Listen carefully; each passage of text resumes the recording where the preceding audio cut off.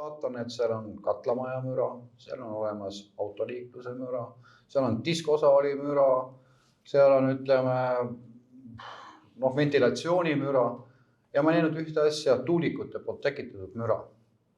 Küsin, see on protokollitud kõik, küsin siis ministeeriumi esindajalt, Aive Tellingult, et okei, et kõik on olemas, aga kus tuulikute poolt tekitatud müra?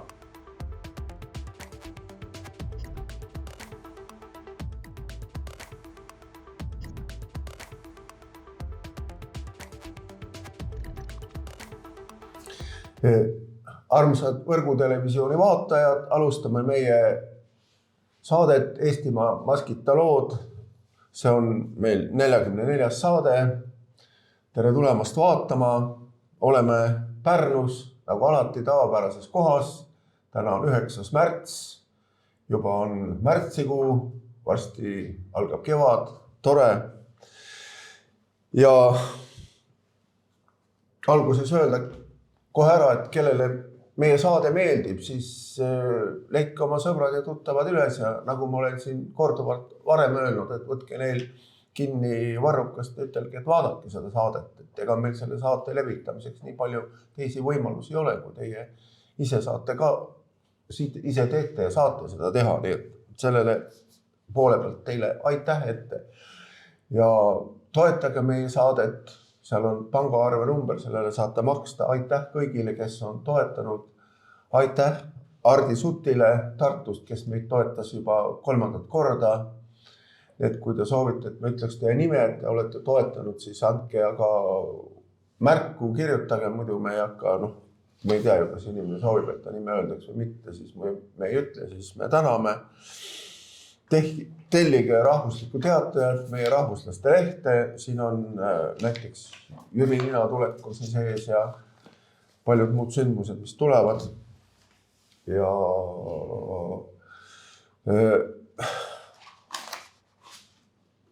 siin on põhjust oleks tellida, kuigi tellijaid ma loodaks, et oleks palju rohkem, et siin ma kord tegin nalja, et 10 000 vaatab üks tellib ja no jah, aga ta on niimoodi kord oli 3 tükki tellis, aga ta niimoodi on nagu edasi läinud.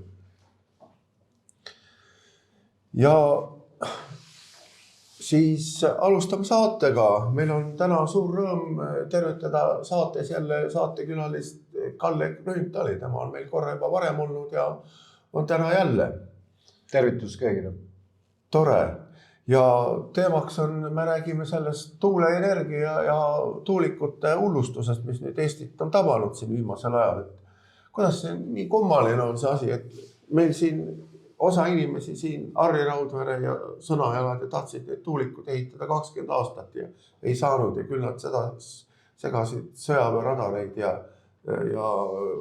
olid liiga kõrged ja olid igal pool ees ja nüüd nad ei ole enam kuskil ees, nüüd ehitatakse nii kõrgeid kui tahes ja igale poole tahetakse ehitada. Millest selline imelik asi siis on välja tulnud?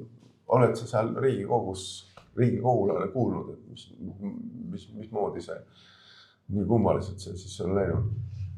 Eks algne põhjus minu teada oli see, et need tuulikud takistavad radarite tööd, häirivad õigemini nende tööd ja mingil hetkel siis need piirangud võeti maha ja see siis vallandas sellise mitte eestlaste, aga väliskorporatsioonide sellise võimaluse teenida siis nii-öelda siia Eestisse paigaldatud tuulikuparkide pealt siis päris suuri kasumeid, sellepärast et tuuleenergiat me peame toetama ja need toetused oleksid laekunud siis nii-öelda siis selle tuulikute omanikele. Muidugi ilmselgelt nad ei saanud siiani oma nime all tulla ja sellepärast siis leiti siis Eestimaad sellised, kui ta nimetan jutumärkides tankistid, kelle kaudu on siis võimalik seda projekti realiseerida. Olen nii Järva tuulepargi osas, Järvamaa tuulepargi osas kui ka siis ka Saarde osas teinud ka sellise süvaanalüüsi ja need näiteks Järva valda, Järvamaale paigaldatavad tuulikute lõppfinantseerija tegelikult on kuskil Prantsuse investeerimisfondid, nende moto lehekülje peal on see, et meil on raha ja meie võime, 24 miljardit on seal see fondi on suurus, mis Saarde omasse puutub, et siin viivad nii-öelda need jäljed siis väga ruttu Luksemburgisse registreeritud firmasse, mille omanikeks suurema osa enamusega on siis Inglismaa investeerimisfond 3 miljardi euroga ja ma ei viitsin enam edasi minna, seal põhimõtteliselt sealt seda rahad tulevad ka edasi veel Austraaliast. Nii et see tuulikute energiaprojekt on minu hinnangul ikkagi tegemist välismaise ärihuvide huvides, saada siit kasumit, sest nii kõrgeid tuulikuid, nagu on siin 300 meetrised, mujal Euroopas ei ole kuskil olemas, maismaa pinnal vähemalt. Ja ma ei mäleta, kes oli see tark Eestimaa poliitik, oli vist Siim Kallas või ei olnud, kes ütles, et lollidelt tulebki raha ära võtta. Ma olen sellega täiesti nõus, aga kogu küsimus taandub minu meelest ikkagi ka sellele, et mida ajaloos koloniseerimise praktikas on tegelikult kogu aeg tehtud, on see, et otsitakse pärismaalaste hulgast need, kes reedavad oma rahva, oma maavarad isiklikes huvides. Pikalt ei hakka rääkima, aga võtame kas või selle näite, kus mismoodi siis Ameerikasse ehitati raudteed idakaldalt siis lääne poole. Selliseid, julgen välja öelda, selliseid müüdavaid lojused oli siis palju, kes osteti ära, see on siis ka alkoholi uimas ja teatud materiaalsete väärtuste eest, aga nii need asjad käivad ja ajalugu teatavasti käib mööda spiraali. Ma ütleks, et situatsioon on samasugune praegu Eestis. Seda on küll kuulda, jah. Muidugi neid selliseid pärismaalasi kutsutakse kompradoorideks, kes on nagu kolonist ostab üles kohaliku, kes kohaliku olusid tunneb ja siis tema huvisid seal siis esindab ja oma rahvuskaaslasi ära kasutab. Kompradoor isegi omadussõna. Aga mis siis saab, et kuidas siis nüüd vist mingi raha oli seal, pidi tulema mingi 2,6 miljardit, aga see jäi ikkagi tulemata, et see asi vähemalt hetkel vist mingisugune hingamisaega. Põhimõtteliselt oli aprillini oli võimalus kasutada Euroopa Liidu toetusfonde, kus on võimalik siis nii-öelda siis rahades toetada neid tuulikute rajamist ja aga riigi abi tähendab. Aga see riik siis annab abi, mitte Euroopa Liit, vaid Euroopa Liit lubab riigil anda oma raha mingisuguse tööstusharu. Ikkagi see raha, mis need välismaa fondid, siis nagu sa siin ette lugesid, ilmselt saavad, see oleks siis Eesti maksumaksjate raha. Absoluutselt, jah, sellepärast, et ja mismoodi tegelikult seda serveerib siis Kristjan Michal, kes ütleb, et maksumaksja ei maksa, et maksab tarbija. Aga ma tahaks näha Eestimaa ühte ainukeski tarbijat, kes ei ole maksumaksja. Nii et sisuliselt on tegemist lollitamisega. Ja see projekt nüüd ütleme antud hetkel seiskus ja eks nad ahmivad ka natukene õhku, sest kogu olukord ütleme siin selle tuulikute osas on läinud üliteravaks. Ma pean siinkohal avaldama tänu kõikidele nendele Eestimaa inimestele, kes on tulnud välja nendele avalikele koosolekutel, kus seda hullumeelset projekti promotakse ja tänada teid selle eest, olete julgenud sellest vastu seista. Ainult teie najal praegu see protsess on minu hinnangul praegu natukene hetkeks peatunud. Jah, aga kuidas see siis niimoodi on, et neid radareid enam siis sega, kuidas siis maha võeti, pole neid radareid enam vajagi või ei näegi nendega enam ju midagi, kui need suured tuulikud valmis saaksid, et mis selle radariga siis näed, kui juba väiksemad hakkasid segama, siis nüüd tehakse palju suuremad ja igale poole. Tootsi see tuulepark on muideks ilma radari, see on kogu aeg nähtav, seal on nagu pidev nagu selline sajuala ilma radari. Täitsa huvitav nähtus. Ma saan aru tähendab, et see küsimus on väga oluline, aga minu meelest on palju tähtsamad hoopis küsimused on see, et mida ütleb Eesti Vabariigi põhiseadus, paragrahv 5. Eesti loodusvarad ja loodusrikkused on rahvuslik rikkus, mis kuulub eestlastele. Ja tuul, mis tegelikult puhub siin Eestimaa peal ja ka Eesti territooriumi peal, mitte ainult maal, vaid ka merel, on loodusrikkus. Sinna alla kuuluvad kõik muud asjad ka. Ja sellest tuulikute projektist saadavad kasumid ei laeku mitte Eesti rahva hüvanguks, vaid need jooksevad siis välismaiste äriaide taskusse. Ehk nad on, see tegevus, ma ütleks, on sisuliselt ikkagi põhiseaduse vastane, sest loodusrikkusest saadav tulu peaks tulema meile. Nii nagu ütleme kõigist, maavaradest on ka tuul on üks see, millega meid Jumal on õnnistanud, et siin on sellised ilmadust. Ja ka see raha kanditakse praegu lihtsalt kõrvale. Või kavatsetakse kantida. No kavatsetakse kantida, oleme täpsemad. Aga mingis osas on juba kanditud. Võib nii öelda. Ilmselgelt on kanditud, sellepärast, et keegi need ei ütle sulle. Muidugi. Et me saame nüüd oletada tegelikult seda, et need rahavood liiguvad ikkagi. Sest ega need huvigrupid, kes nagu ütleme seda asja promovad tegelikult, ega nad ju ka päris ilma rahata seda asja ei teeks. Okei, siin ma tahaks kiire kõrvalpõike teha, et kui sa mainisid sõna nagu huvigrupid, siis Kalle, sa olid see nädal olid Brüsselis just, nii. Eile oli 8. märts, rahvusvaheline naistepäev, sina võtsid seal sõna, seal oligi mingi naiste õiguste kaitse teemal, kõik selline. Aga oli seal Brüsselis tunda siis selle Rosa Luxemburgi ja Clara Zetkini hõngu ka või? No mina nende lõhna pole enne nuusutanud, et ega... No oli siis mingi ehtsalt mingi kommunismi või nagu mingi hõng? Maailma revolutsiooni. Okei, midagi oli tunda, aga see oli ütleme selline, ütleme, sükene ikkagi välja öeldi. Ma natuke räägin sellest põhimõtteliselt, hästi ruttu tähendab ära, et mis ma seal Brüsselis käisin.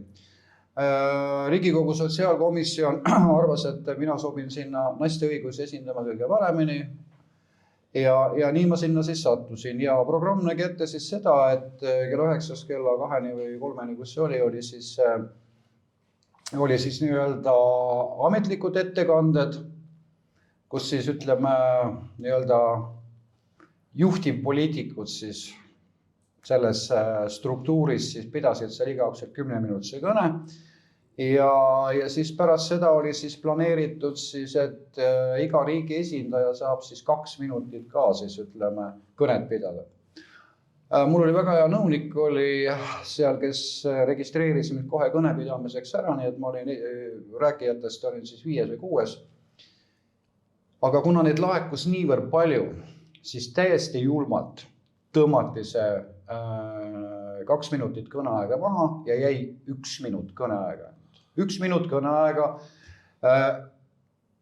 rahvusriikide, kandidaatriikide saadikutele, kes oli sõitnud kohale tuhandete kilomeetri kauguselt. See ei ole minu lause nüüd, aga see oli nõuniku lause, kes ütles, et see on väga häbematu. Okei. Seal, mida seal siis räägiti? Räägiti sellest, et naiste ei ole ikka võrdseid võimalusi meestega ja seal on töökohad ja kaitseväes peaks olema rohkem naisi ja nii edasi. Mul tekkis muidugi mõte selle kohta, et huvitav, et minu teada loodus on sättinud ju asja niimoodi, et mees on see, kes ronib igale poole hullutesse kohta, naine on see, kes säilitab seda olukorda, et liik püsiks rottide põhjal või hea näite tuua. Pandi 10 isarotti, 10 emarotti, pandi ühte puuri ja see puur pandi siis teise puuri, kus oli siis kassid sees. Ja siis ajapikku hakkasid isarotid seal väljas käima ja lõpuks nad söödi kõik kasside poolt ära. Emased, kes pidid oma liiki säilitama, need jäid kõik ellu. Ja seda ma ütlen praegu, ütleme selle kaitse jõududesse kaasamise osas. Et minu hinnangul on see asi ikkagi meeste teema. Okay. Ja siis jõuti muidugi ka sellele, et naised kannatavad seal sõjapiirkonnas ja vägistamise ja pommitamise all ja ma väga hoolega jälgisin seda, et kas puudutakse seda küsimust ka, mida mina tahan nagu kõnes pidada, ei puudutatud. Ja siis ma selle 1 minuti jooksul, kuna ma olen Riigikogus harjunud mahutama põhilise küsimuse ikkagi selle 1 minuti sisse, mida mul on võimalus küsida, siis ma sain sellega peaaegu hakkama, 6 sekundit läksin üle. Ja minu kõne seisnes siis selles, et ma ütlesin, et see on vägistamine ja pommitamine on selle medali üks külg, aga varjukülg ehk millest keegi ei räägi ja kus on olemas ohvrid, on tegelikult palju suurem. Nimelt ütleme, et kui tuues nüüd Ukraina sõja näite, siis ma viitasin sellele, et kui see sõda puhkeb, siis enamik inimesi tahab sellest piirkonnast lahkuda. Ja ütlesin, et siis sinna saabuvad siis ka lisaks raisakotkad, kes hakkavad siis noori naisi, tüdrukuid meelitama siis Euroopasse, et tulge sinna, te saate seal head töökohad ja nii edasi. Ja kui nad alluvad sellele nii-öelda meelituskõnele, siis nad kohale jõudes võetakse neil ära dokumendid, suunatakse lõbumajadesse, uimastatakse narkootikumidega, see, kes hakkab vastu, selle perekonna lähedaste suhtes ähvardatakse toime panna vägivald, et need on selle sõja nähtamatud ohvrid. Ja ma ütlesin, et väga selgelt ära ka, et see, mis me siin praegu räägime, on puhas loosung. Meil on vaja kohe ja reaalselt tegutseda selles osas, et need naised sellest õudusest välja tuua. Ja siis mul aeg kukkus ja oligi läbi. Kas tohib üks täpsustav küsimus, et need lõbumajad või need orjapidamiskeskused, kuhu need naised siis sõjakolletest viiakse, kus need on? Eks terve Lääne-Euroopa on neid täis. Seal on, ilmselt on välja kujunud struktuur, mida siis viiakse ka ütleme, teistesse kolmandatesse riikidesse, ma ei hakka siin ühtegi riiki nimetama.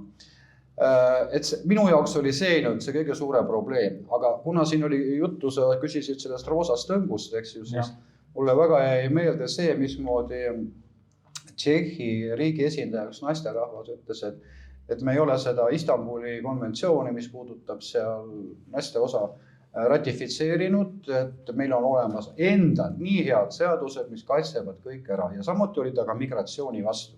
Ja siis muidugi selles pundis seal, kes seal seda olukorra dikteeris ja kelle taktikepi all käis, see naisterahvas, ma ei mäleta ta nime, ütles, et see on ikka, pärast seda kommenteeris, kui need kõned olid peetud, et sihukest asja ei saa olla, et meil on olemas omad lepingud, Istanbul seda asja koheselt tuleb ratifitseerida ja rännet on võimalik reguleerida niimoodi, et see oleks vastuvõetav kõigile. Ehk siis olenemata rahvusriikide seisukohast sõideti Euroopa Liidu juhtivate poliitikute poolt täiesti nende rahvusriikide õigustest enesemääramise üle, täielikult üle. Miks ma üldse tahtsin jutu selle roosa teema peale viia? Ja et see ongi tegelikult need nagu algpõhjused, ideoloogilised algpõhjused, et miks me üleüldse praegu selle tuuliku sõjani siin Eestis nagu jõudnud oleme. Et kui me võtame selle ideoloogia juurde lähme, et siin mul üks selline raamatuga, mis on mingi, ma ei tea, 15 aastat vana vist umbes nii, selle raamatu pealkiri on Kliimapettus.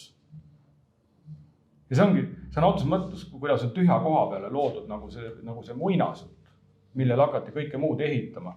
Ja siin on veel selline asi, et on ajapulss aastast 1990, siis oli hoopis teine hirmus asi, mille vastu pidi võitlema. Osooniaugud. Ei, kas suudame kanda väävlikoormat? See on midagi uut. Mis ajal see väävlikoorem oli? See on 1990. aasta see ajapulss on ja nii. Ja siin on emissioon kilogramm väävlit inimese kohta. Nii, siin oli esikohal Saksa TV, järgnes Tšehhoslovakkia, seejärel Soome, Poola, Bulgaaria, Ungari, Hispaania, kõik terve rida on.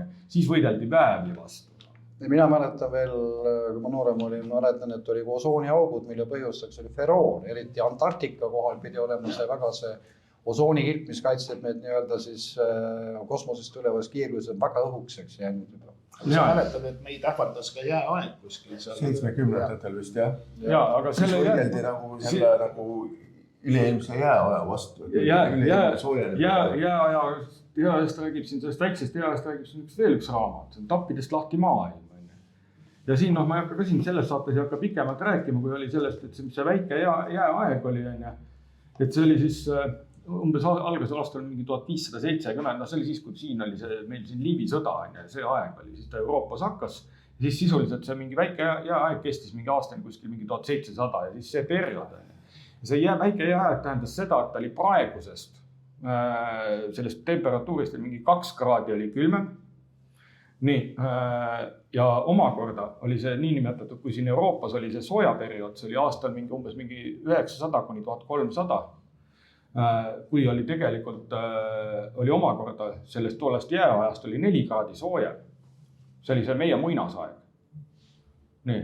Ja siis on sedasi, et see väike jääaeg tähendas see -2 kraadi praegusega võrreldes tähendas seda, et mingi Amsterdami kanalid seal kõik külmusid, isegi Thamesi jõgi Londonist, nad külmusid kinni ja kõik mingi märurasked talved, ikaldused, ühesõnaga nälg ja õudused. Suvel olid ikaldused siis? Suvel olid ikaldused, jah. Nii, ja see oli see, ütleme, see 2 kraadi, mille nimel praegu nagu võideldakse. Nii. Ja see ongi see, et ajaloolaste poolt väikseks jääajaks nimetatud kliimaperiood, mis saavutas haripunkti 17. sajandi esimesel poolel, ei muutnud sugugi ainult eurooplaste elu. Keskmise temperatuuri langemine 1570 ja 1685. aasta vahel 2 Celsiuse kraadi võrra mõjutas ookeani hooguste suunda, häiris aastaaegade ringkäiku ning kujundas äärmuslikke kliimatingimusi kogu maailmas. Lumi ja pakane, suvised rahed, hirmsad tormid, nädalate pikkused paduvihmad ja põuaastad tõid kaasa katastroofilisi näljahädasid Hiinas, hävitavaid talvi Põhja-Ameerikas ning kohutavaid viljaikaldusi Indias. Osmanite riiki tabas ajaloo käredaim pakane. No. Nii me räägime sellest 2 kraadist ainult. Ja see on see sama jutt, et kui me räägime sellest, nagu, mis meile räägitakse kokku, see kliimamuinasõtt. Siin just ongi kõik rõhutud selleni, et meil on vaja saada seda 2 kraadi võrra. Ma ütlen sulle hea meelega vahele, kõik see, mis sa sealt ette lugesid, see väike jääaeg, see ei olnud mingil juhul inimtekkeline. Just, sinna tahtsin jõuda. Ja siis see meie, kui praegune kliimamuutus, kui see üldse mingi muutus on, see pole ka inimtekkeline, see on täiesti vale. Ja siis nagu nende tuulikute ehitamine selle ettekäändega, et see nagu takistab kliima soojenemist, see on täielik vale. See on muinasõtt. Ma kunagi ristisin, kui meile loodi selline ministeerium, kliimaministeerium, siis ma ristisin ta kohe kui muinasõttu ministeeriumiks. Kuidas me sinnamaani hakkama saime üldse? Mis meil sinnamaani oli? Mina ütlen seda, et teadlasi ei tohi usaldada. Mul on endal praegu väga selline nagu võigas kogemus Teaduste Akadeemia presidendiga, kes käis fraktsioonil külas Toompeal, rääkis, et tema on lugenud teaduskirjandust. Et teaduskirjandus räägib kliimamuutuste kohta seda, et jääajad korduvad iga 80 000 aasta tagant. Et on uuritud mingid jäämassi, need on väga vanad, eks ole. Sealt tulevad välja need 80-aastased tsüklid. Ja vist ta isegi mainis veel seda, et seal nagu, ei ole teada, et inimesed oleks neid jääajatsükleid kuidagi nagu mõjutada saanud seal 80 ja 160 ja 320 000 aastat tagasi. Mina torkasin selle muidugi lihtsameelselt lehte ja siis läks möll lahti. Helistasid mingid delfiniitilised ajukahjustusega isikud, küsisid, kas midagi sellist toimus, loomulikult toimus. Aga akadeemiast öeldi, et ta ei ole midagi sellist rääkinud. Ma ju ise kuulsin, kui ta rääkis. Ja siis kõik Ossinovskid ja ma ei tea, kes Jollerid olid seal akadeemikul kaelas. See litslapsega olid hädas. Teadlane oli lugenud teaduskirjandust, sellest oli nii kohutav skandaal. Ja pärast see teadlane vist ise ka ikkagi kuidagi distantseerus teaduskirjandusest, et jama läks nii suureks. Et kõik see asi on nagu piinlik, et teadlane võib sulle näkku öelda, kuidas asi on, aga siis kui mingid delfiliitikutest, raisakullidest, ebameeldivate inimeste, propagandatöötajate, välisagentide väga tõenäoliselt, nad ju võtavad raha mingid asutustelt, mingid, ma ei tea, mis seal on, Sync Networkid ja sarnased ehtsad mõjuagendid tulevad korralikule teadlasele saabastega selga ja siis panevad ta nii raskesse olukorda, et ta lõpuks minust kaotab terve mõistuse. See on minu hinnang. Meil oli ju terve saade kliima soojenemise pettusest, ma ei mäleta, mis number Eestimaa maskitolood saades oli peas nüüd. Ja see oli üsna alguses ja siis me rääkisime ka, et see inimtekkeline on kliima soojenemine täielik pettus ja näitasime seal suure veenõuga seal tegime näite ja siis mul oli see raamat ka, mees on kliima asjatundja professor on kirjutanud raamatu, mul ei tule ta hoobilt ta nimi meelde, me näitasime selle saates seda raamatu. Ja no tema mees on, see on tema elutöö, ta on nagu töötab kliimamuutusega, tema selle ala nagu öelda, elukutseline, eks. Ja tema ütleb, et ei ole mingit inimtekkelist kliimamuutust. Kliimamuutus tekib ainult päikese nagu tugevuse muutus, intensiivsuse muutuse läbi tekib kliimamuutus. Ja no ma ei hakka seda seletama, mis seda rääkisid ju akadeemikud kohe, kui see jutt tuli, need akadeemikud nüüd on kahjuks surnud, nad ei saa oma sõnu enam tagasi võtta, nad muidu kindlasti võtaksid akadeemikute vana kombe kohaselt, muudaks oma ütlusi nagu üle nädala, kui kuidagi nagu tarvis on või mingisugused tõhud neile nagu kaela peale tulevad elama. Minu eesmärgi ma räägin selle raamatu jutu ära, siis jutu lõpuni ja siis tema raamatus on nagu viimase miljoni aasta kliimamuutus, ja see viimase miljoni aasta kliima on nagu saeambad niimoodi kogu aeg. Kuskil seal, peaaegu, ma ei tea, 7, 8 või 10 korda on olnud jääaega, see jääaeg kestab 100 000 aastat ja siis tuleb vahepeale kuhugile nagu mingi 7, 8, 10 000 aastat on sihukest nagu meil praegutud sooja. Siis tuleb jälle jääaeg, üks 100 000 aastat, siis sihukest 7, 8, nagu terve miljon aastat. Vägagi nagu välja kujunenud tsükkel, eks. Et selle järgi tuleb meil tuleb välja, et inimkond on väga vana ja tema tehnoloogiline võimekus ulatub miljonite aastate kaugusele, ainult ühtegi jälge või nad väidavad, et neid jälgi ei ole või peidavad neid, eks ole, siis ma ei tea, et panna need teooriad kuidagi, need teooriad ei sobi omavahel kokku. Teooriad ei sobi omavahel kokku. Kogu see... Ja nad ei sobi tegelikkusega kokku ja nad ei sobi omavahel kokku. Et kõik nagu putulimised. Ja ennem seda miljonit on kliima märksa soojem olnud ja siis süsihappegaasi sisaldus on olnud seal mingi kordades mingi päevu vast, ma ei tea, ma võin siin eksida, vist 10 korda suurem või väga suurem, kui ta praegult on ja see ei ole mitte midagi endaga kaasa toonud. Võib-olla lihtsalt taimed olid suuremad, võtta need sauruste ajal, eks ole, puud kasvasid päevasse nagu metasekvoiad seal, ma ei tea, toa jäme. Ega meil ja nendest muinasjuttudest ka midagi, mis meile räägitud on tegelikult. Me räägime ka mingist sellisest nendest muinasjuttudest, mis nagu meile nagu räägitud, me nagu pannakse nagu inimesed uskuma neid. Aga lihtsalt ma tahtsin jõuda nagu selle ideoloogiani, millega kujundatakse kõik see, nagu valmistatakse platvorm ette, mille põhjal siis kõiki neid jälkusi hakatakse nagu ellu viima. Ja kui toib, ma paar lühikest lõiku loen lihtsalt ette sellest omast Arbuusi raamatust, et see on niivõrd head lõigud.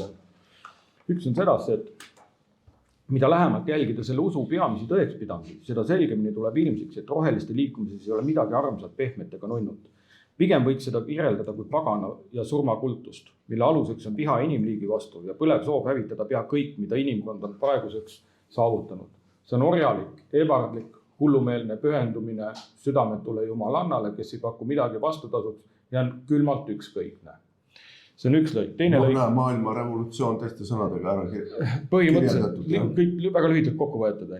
Samad eesmärgid, teised põhjendused. Teine teema on sedasi, ma tegin märkmed nagu sellest, et uus maailmakord ja Rooma klubi. Nii, et siin on sedasi, et õelad inimesed ei tõuse hommikul üles öeldes, et ma lähen pahategusid tegema. Nad ütlevad, ma teen maailmast parema paiga. See on Christopher Puuker on seda öelnud. Nii, ja ei, see ei tähenda, et asjasse oleks segatud kurjad, kiilaspäised ja arminaalised mehed või valged Pärsia kassid või salaoksed, mis kukutavad teid haisid täis basseini või sügav juubeldavad pahatahtlik kajamäär. Vastupidi, inimesed, kes sooviksid teid jätta ilma teie demokraatlikest õigustest, pühkida maa pealt olulise osa maailma rahvastikust, hävitada tööstuslik tsivilisatsioon ja valitseda planeeti vastavalt oma plaanile, on äärmiselt taktitundelised ja toredad. Nad teevad seda meie kõigi heaks. Te mõistate ju, sellepärast nad hoolivad. Sellepärast, et erinevalt sinust ja minust on neile antud tarkust mõistmaks, et meie vaevatud planeet on kiire teel põrgu poole ning ainult valgustatud eliidi radikaalne sekkumine võib anda lootust elada üle ka järgmine aastatuhat. Ainult massimõrvad võivad meid päästa sellest, et kõik surevad. Ainult massimõrvad võivad päästa sellest. Ja see on sedasi, et selle ideoloogilise baasi hämaral uuele organisatsioonile see loodigi, mille nad otsustasid nimetada Rooma klubiks. see Rooma klubi on just mingi väljund, ainult mingisuguse salajase seltskonna väljund, ainult kes hoiab ennast kogu aeg kulissi taga. No, see just ongi seda, see tuuakse sulle nagu need, keda näidatakse, nagu, kes peavad nagu selle mainega kujundamise kõige selle kes peavad inimestel seletama ja see on ma tahtsin teha nagu selle vahelepõike, et me näeme, et on selline inimvaenulik kas organisatsioon, võrgustik, jõuk või ususekt või surmasekt ja tal on eesmärgid, eks ole, need eesmärgid on läbilisti kurjad, aga kuidas nad neid saavutavad?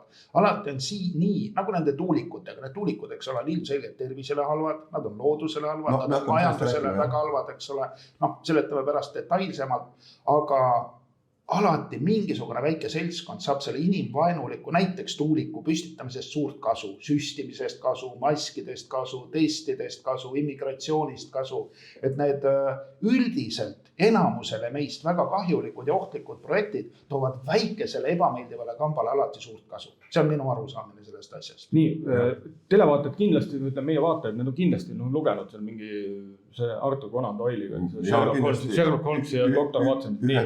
Ja seal on nagu mainitud üks asi ära, ütleme, see kirjanik, ta oli ka nagu mõõdukalt valgustatud, ta ka nagu teadis üht koma teist.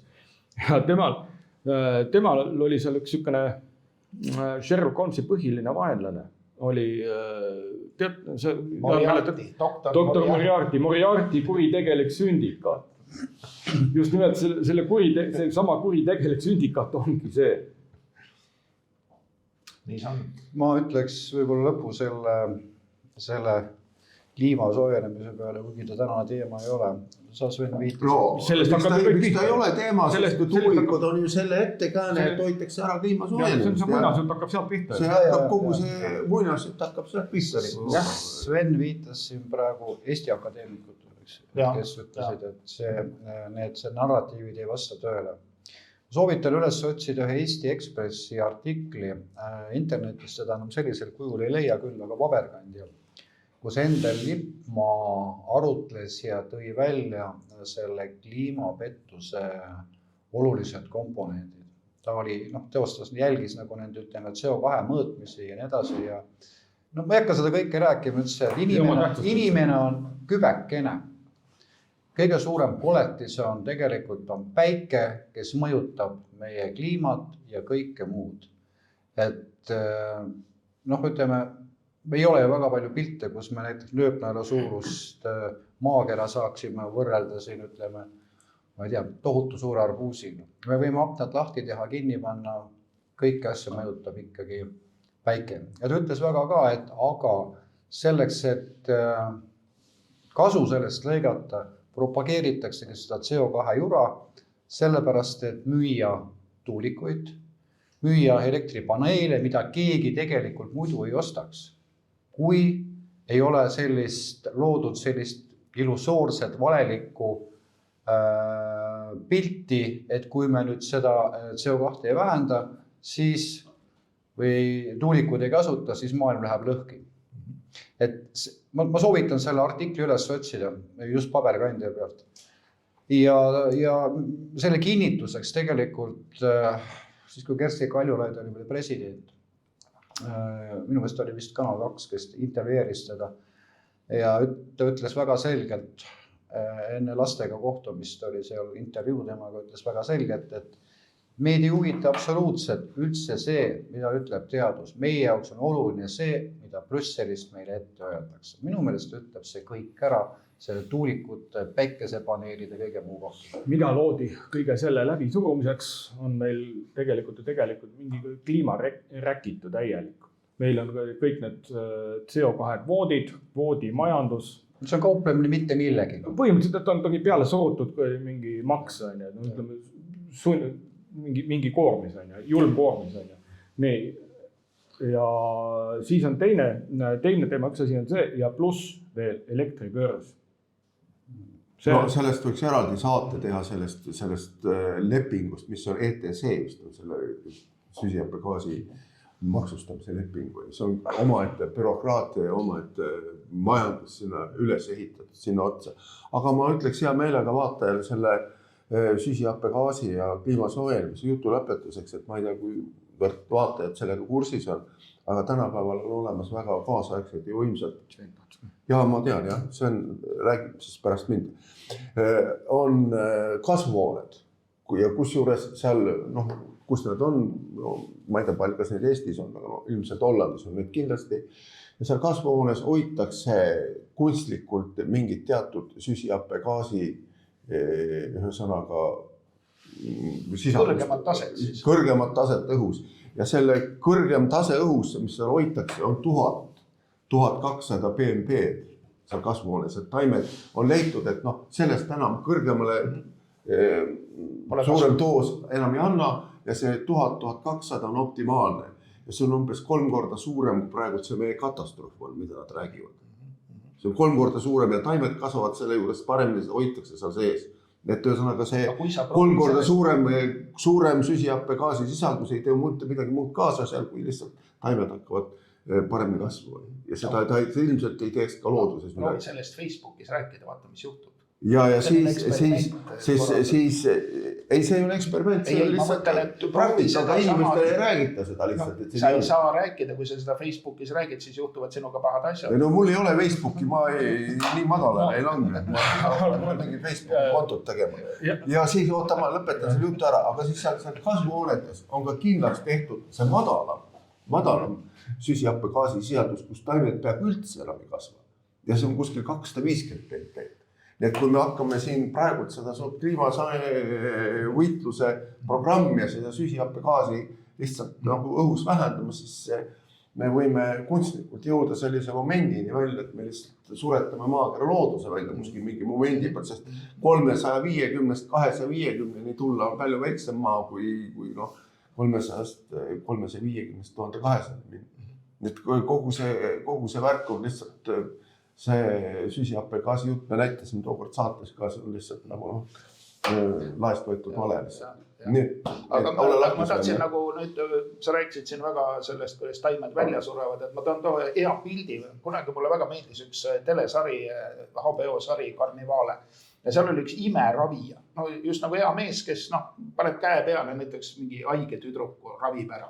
Siis näiteks näidatakse seal, kuidas ta tegeleb selle tüdrukuga, siis tüdruk tõuseb püsti, hakkab ringi käima normaalselt, aga siis tuleb ülevalt pilt alla ja kilomeetrite raadiuses ümber seda ümmargune must ala, et ta on selle ravimise käigus tõmmanud terve nagu silmapiirini maa mustaks, vaisipõllud, mis seal kõik on nagu tuhk ainult. Selline müstiline, väga õudusfilm. Pigem ta on eelkõige kunstiline selline, aga teemad on sellised müstilised. Väga ilus film vaadata. Oota, mis selle filmi nimi ütles? Karnivaale. Kelle film see on? Kas ta on siis YouTube'is kuskil saadaval või? Ma ei tea, minul on need originaalkettad, aga ilmselt seda, ta ei ole väga populaarne. Kelle film see on?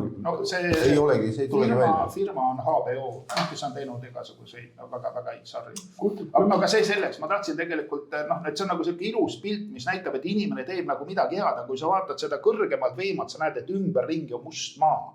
Et minu arust see on täpselt sarnane, see kliima hea tegija, nad tegelikult head midagi ei tee, nad kedagi tegelikult ei ravi.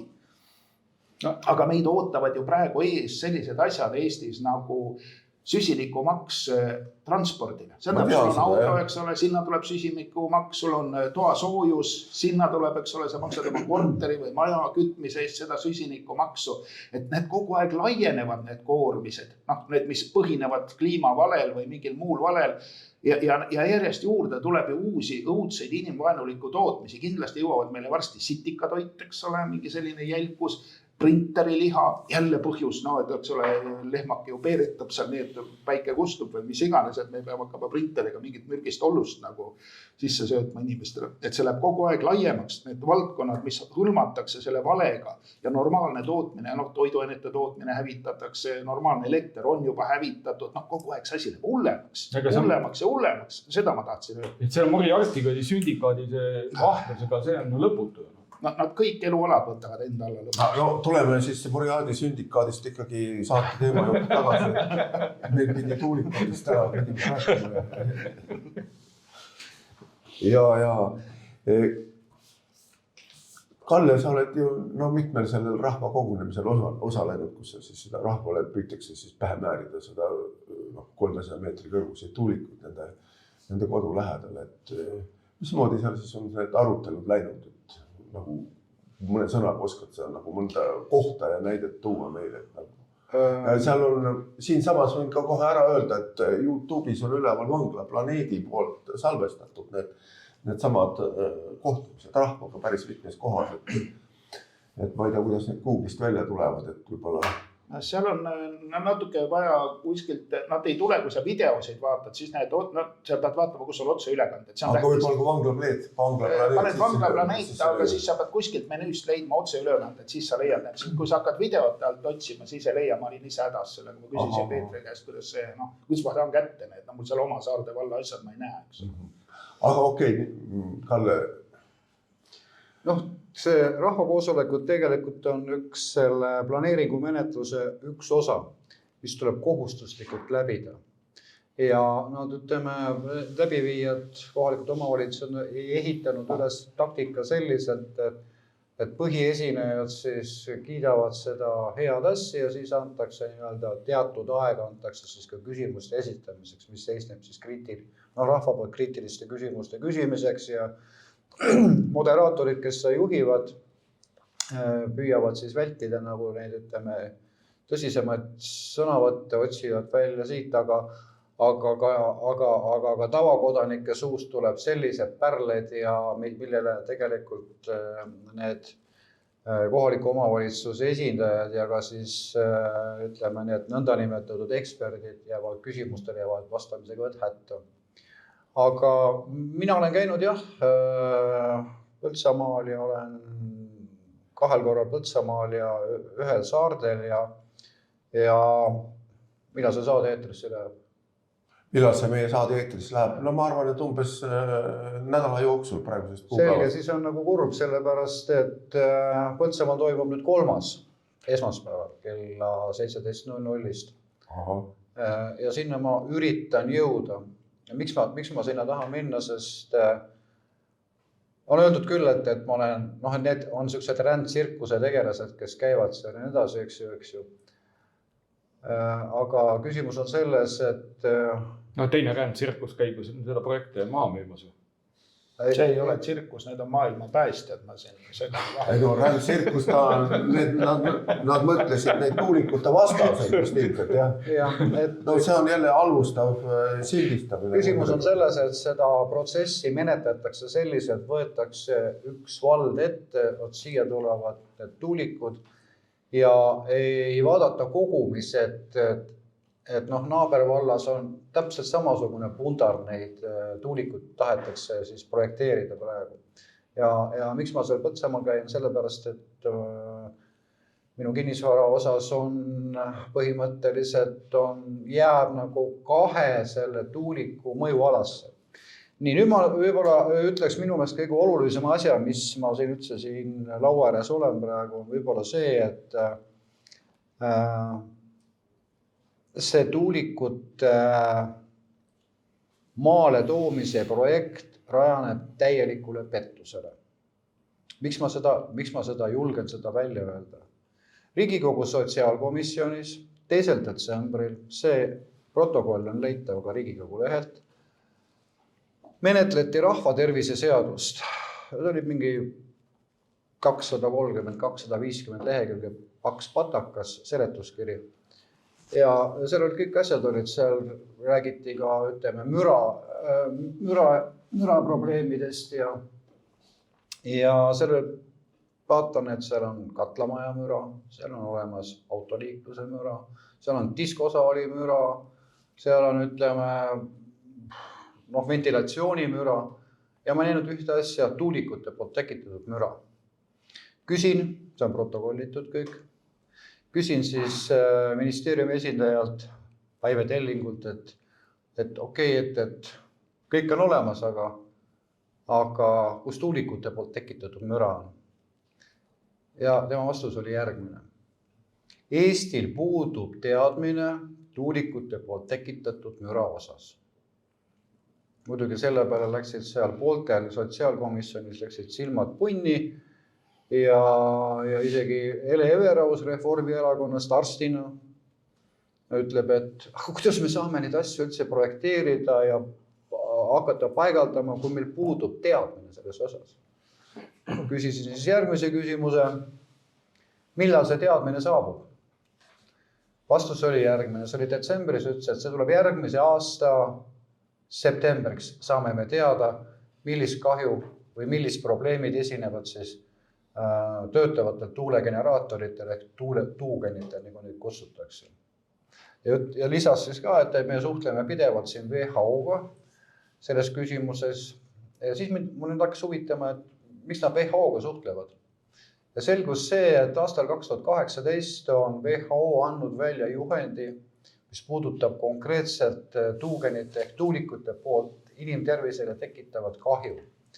Ja seal oli siis oli loetelu ka sellest, seda nimetatakse tuulikute sündroomiks.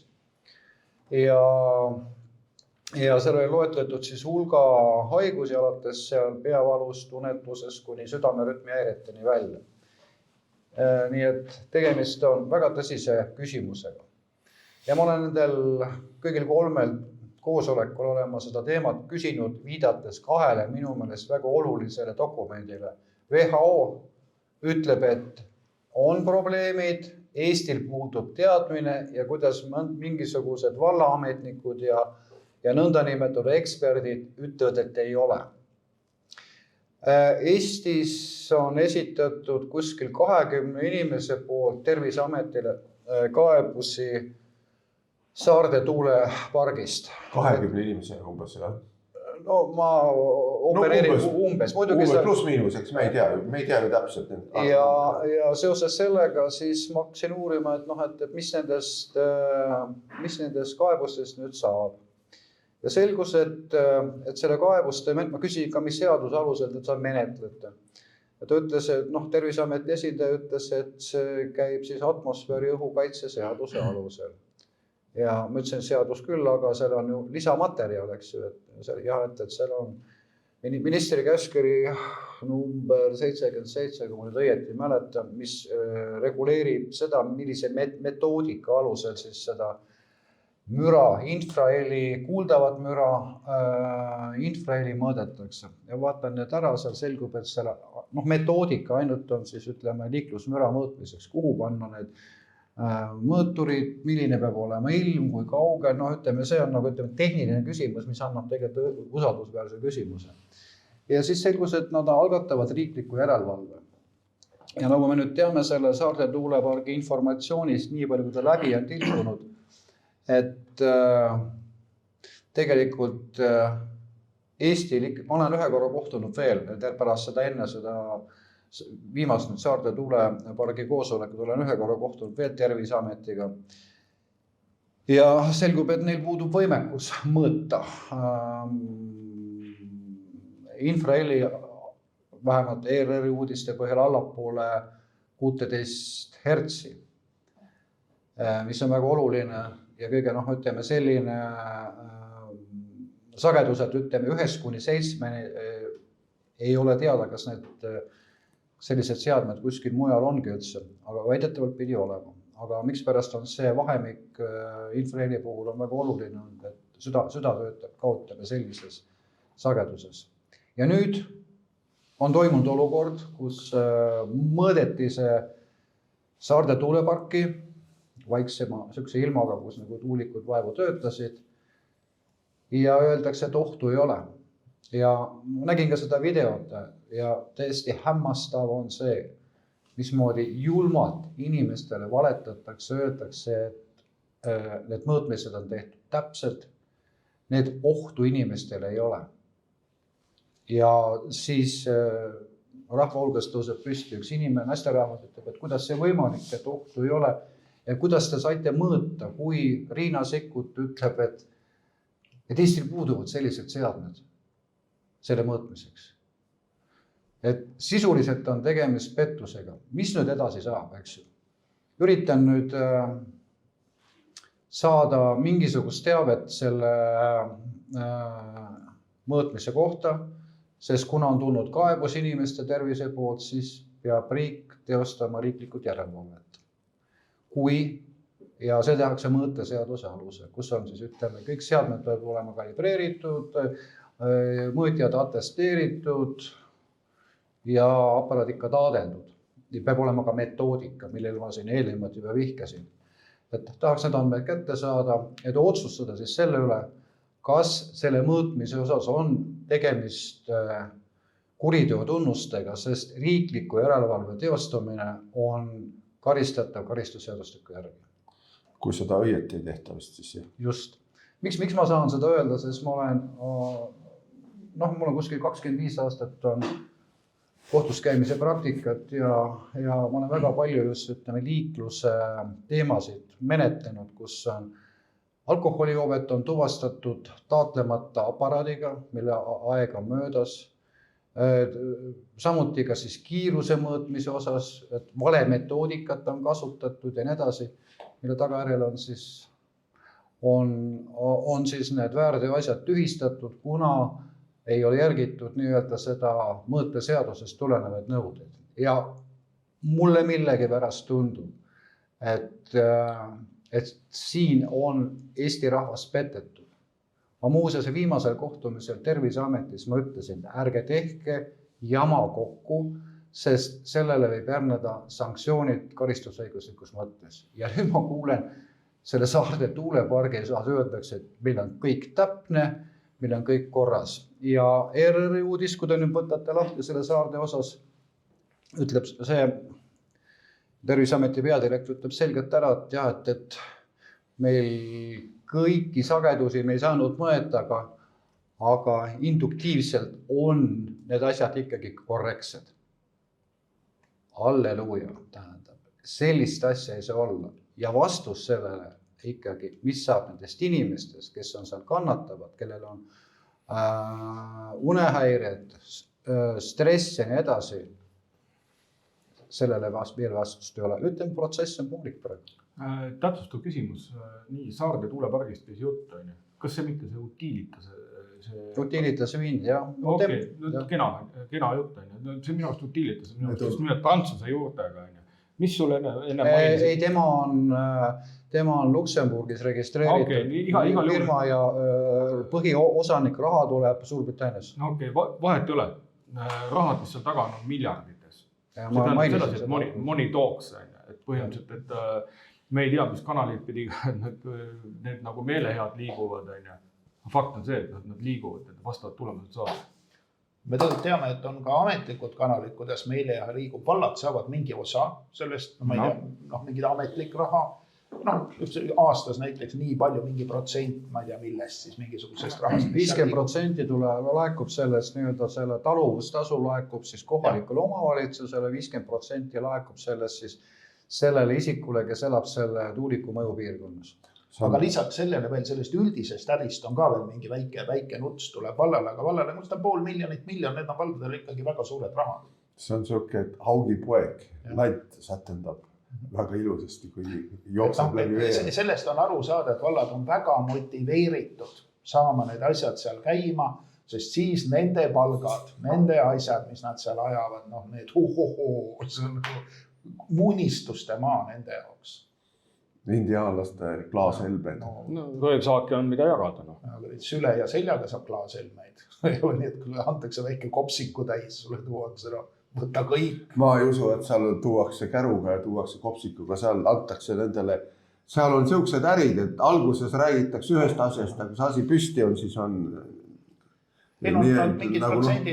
ilma sa ei jää, aga sa ei saa. See muidugi ei ole mingi märgatav osa sellest rahast, mis liigub selles äris. Aga vaese valla jaoks on see siiski, minu arusaamistega väga suured. Aga nende miljardi nende liigutajate kõrval. Miljardid liiguvad seal, kus nad liiguvad, Saarde valda ei liiguva. Ma tahtsin seda öelda, et on ju tegelikult siin maastikul on ju liikumas sellised niinimetatud sellised, kunagi olid 90-ndatel nagu Posato nimelised aferistid, praegu on mingi Norra mingid aferistid, kes räägivad mingitest ulmelistest mingi vesinikuäridest, mida üritatakse selle sama muinasjutu ministeeriumile maha müüa. Mingi perekonna nimi oli Ulva vist.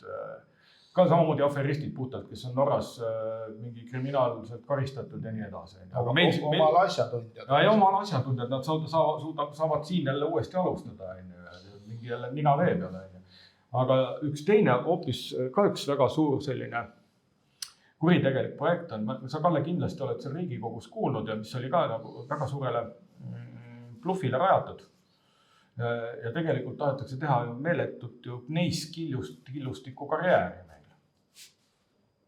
See on see Paldiski, see niinimetatud see hüdrosalvesti, energia hüdrosalvesti, mida nüüd ütleme, tuulikud peaksid siis hakkama nagu siis vett täis pumpama. Nii, neiskillustik on see, et ta nagu asub nagu suht sügaval ja see on isegi on tellitud mingi Tehnikaülikoolist ju mingid uuringud, jälle niinimetatud uuringud. Ja riik peab seda garanteerima mingi, ma ei tea, ka kuni miljardiga on ja see on üks asi, pluss veel iga aasta hakkama sealt garanteeritult ostma seda neiskillustikku ka mingid ikka kümnete miljonite eest on ja see on üks asi, aga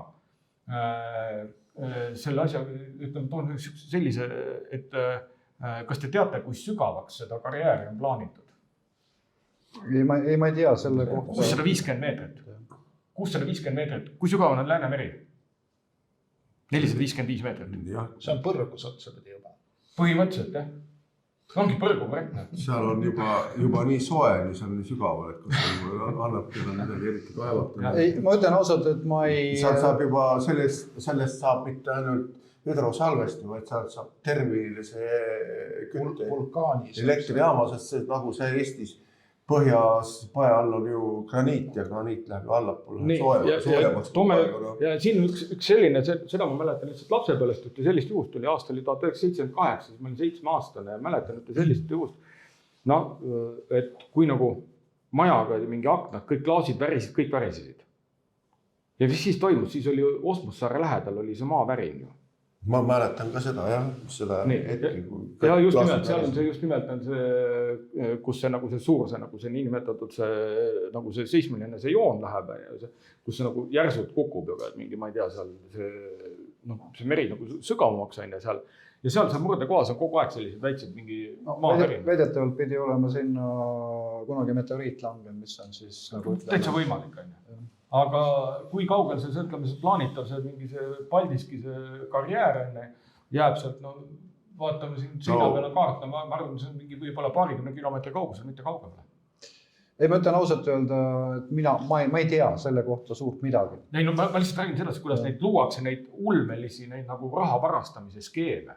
No selle skeemi kohta ju kirjutas mingi kaevurite ühingu nagu ninamees, et kõik rehkendused on valed. Kõik rehkendused on valed. Kõik on moonutatud. See on täiesti lambist. Puhas feik lihtsalt raha välja võtmiseks. Teadlaste tehtud, aga näib ilmselge skeemitamisena. Vana kaevurite, nii ei saa. Ja samasugune oli ju see kliimaministeeriumi mingid rehkendused, mida vist lõpuks enam ei näidatudki, salastati ära sellega sama 2,6 miljardi kohta. Et kõik, mis seal näha, oli mingid salapaberid, mis Postimehele ja mujale välja ilmusid. Seal olid mingid, ühesõnaga asi oli selles, et nad põhjendasid, et tuulikuid on vaja sellepärast, et siia tulevad tohutud välisinvesteeringud, siia tehakse mingi tööstusvärk, kaevandused, asjad ja need tahavad palju elektrit saada. Ja samas, mis firmadest siis jutt oli, seal olid mingid riiulifirmad, kus mõnel oli töötaja, mõnel vist ei olnudki töötajat, puhas bluff. No võt siin on võib-olla ka see küsimuse vastus selle, miks need rahad nagu ütleme riigi abi osas seisma jäid, sest võtta, kui sul ikka see rehnut on vale, ütleme selle kasumlikkuse mõttes ja tasuvuse mõttes ja elekter läheb odavamaks ja sellega nad ju Kliimaministeerium jäi ju vahele, mis tõi kaasa tegelikult ka siin katse umbusaldada siin Yoko Alenderit, et nad tõmbasid panik korraks pausile, et seda asja lihtsalt siis natukene korrigeerida enda jaoks paremaks. See on minu arvamus. Mingisugused uusi leida mingisuguseid argumente või mõtteid, kuidas inimestele seda asja pähe määrida. Põhimõtteliselt tegemist ei olnud erilise kullassõppa tööga, vaid oli sellise kirvega raiutud asjaga arvati, et läheb läbi lihtsalt. Aga ma ütlen ikkagi, et me mäletame seda aega veel, kus meil oli fosforiidisõda, kus rahvas tõusis nagu üks mees selle Eestimaa lagastamise vastu ja ma ütlen, et minu hinnangul on tulemas praegu tuulikute vastane sõda, et mitte hävitada seda ainulaadset maailmas olevat Eestimaa elukeskkonda. Muud inimest öelda, et tõuske üles ja päästke ennast. Vabadussõda on lahti. Kui veel rääkida, niinimetatud, kui me räägime nagu nende nende muinasjutuvestjate enda keeles, räägime sellest taastuvenergeetikast, siis on sedasi, kas te praegu teate, mis on see kõige suurem taastuvenergia allikas, millest praegu see kõige suurem osa sellest praegu Eesti taastuvenergiast toodetakse üldse? Kas ta mitte elektripaneelid ei ole või? Ei ole, hakkepuit, puiduhakke. Ja on, hakete energiana kasutamine on energia tootmiseks omaette jälle kahe otsaga asi, sest mujal ja paremas maailmas toodetakse alati kõigasugusest puidust tselluloosi, pappi ja paberit tehakse, aga Eesti ei suuda seda teha, siis põletate ise ära. Ei, me räägime ikkagi sellest. Ei ole vist liiga. Ei, me räägime hoopis teisest teemast, mis siin on, et ütleme sellist nagu madala kvaliteedist nagu seda puistu. No sellest tehaksegi pappi, kõigi odavamat paberi. Ei, okei, Anna, ma olen selle eriala nagu ikkagi kõrgharidusega, ma olen lõpetanud nagu selle ja natuke selles vallas võin nagu rääkida. Isegi kui me räägime praegu selle Estonian Cellist, kes on see praegu Eesti kõige suurem elektritarbija üldse, see on tsellulosi tehas, see on Haava puitmassi tehas seal ju Kundas, on ju. Nii. Ja nende praeguste energiahindade juures, ütleme, nad on ähvardanud korduvalt, et nad kolivad. Nad ongi aeg-ajalt panevadki seisma, sest nad ei suuda selle energiahinnaga nad ei suuda seda majandada, see on üks asi. Aga teine teema on see, kui me räägime erinevate nende puiduliikide tselluloosi sisaldusest üldse, siis meil on tohutult mingid leppa, kõik võimalikud sellist muud lehtpuu osa, kõik kohad on täis, RMK on ka. Seda maa tühjastanud. Seda on järjest rohkem, sest metsa maha võetud. Ja teda on väga palju. Ja tema see tselluloosi sisaldus on niivõrd madal, temast ei ole mõtet seda mingit tselluloosi hakata kunagi tootma, aga just on mõttekas toota koostööjaamadest, need kombijaamad, mis toodavad samaaegselt nii elektrit kui ka soojust. Ja nendes võiks toota kordades rohkem praegusest, võiks toota seda meile elektrit. Nii. Ja mis on nende nagu eripära, praegu nagu on ta nüüd suuremates linnades, üldjuhul on ütleme Tallinna külje all, siis Tartu, siis on Pärnu. Aga need uuemad tehnoloogiad on sellised, et põhimõtteliselt iga meie selle väiksemad linnad, ka mingi 5-6 linnad, nende külje all võiks vabalt olla sellised kombijaamad. Ja väga efektiivselt. Võsa kasvab igal pool üle Eesti. Aga mis saab Austraalia ja Prantsusmaa fondidest nad ise raha eest, kui sa...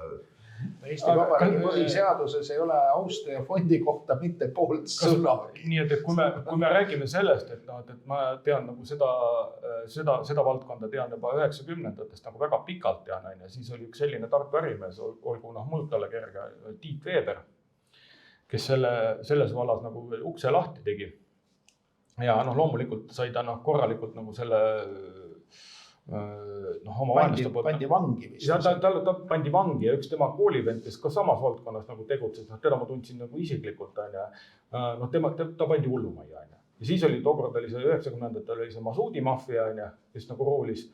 Ja hiljem tulid juba kõik muud need Prantsuse ja ma ei tea, mingid muud kuritegelikud fondid siia oma taastuvenergeetikaga. Aga praegu on ikkagi hinnanguliselt umbes 30% nagu Eesti energiast toodetakse just nimelt sellest samast nagu puiduhakkest. Ja meie see puiduhakke nagu eksport, ütleme kuskil umbes 3 miljonit kuupmeetrit läheb nagu sinna nagu praegu nagu kombijaamadesse ja umbes 3 miljonit on ka eksporti. Nii et kui me teoreetiliselt selle 3 miljonit, mis me nagu välja veaksime, kui me suunaksime selle siia oma energeetikasse, me võiks seda kombijaama elektritootmise mahtuga sisuliselt 2 korda. Samas ma arvan, et me kogu seda võsa ju ära ei kasuta. Ja me ei kasuta seda nagu mõistlikult ära. Minu meelest see optimum on umbes 9 aastat siis ta võiks selle maha võtta.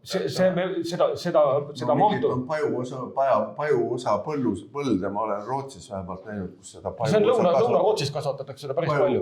Põllu peal pajuosa ja seal 9 aastat küll ei olnud, ma ei tea, seal on 2 või 3 läheb see põld jälle aga mis seal hakkida tehakse, kas see läheb tselluloosiks või läheb sina nüüd ei, see on puhas, ma tean, Rootsist on ka energeetika teema, puhtalt energeetika teema. Kisuvad juured ka välja või? Ei, juured jäävad alla, seda niidetakse nagu maapinnalt maha. Samas ta kasvab uuesti üles, aga see on energeetika. Paju on hirmus kasvama vajab ju kuidagi niiske maha.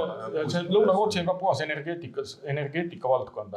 Meie põhimõtteliselt on sedasi, et see meie hakkepuidu pealt ja põhimõtteliselt Taani ju, kui me räägime sellest kuritegelikust CO2 kvoodist, siis on päris palju meie sellest hakkepuidust eksporditakse Taani ja Taani loomulikult ju kasutab seda jälle omakorda selle CO2 nagu äris ära seda nagu kvootimist. Me ise kuidagi ei saa. Kuidagi ei saa, sest meil on ju... Veeber pandi ju vangi, tahad vangi minna.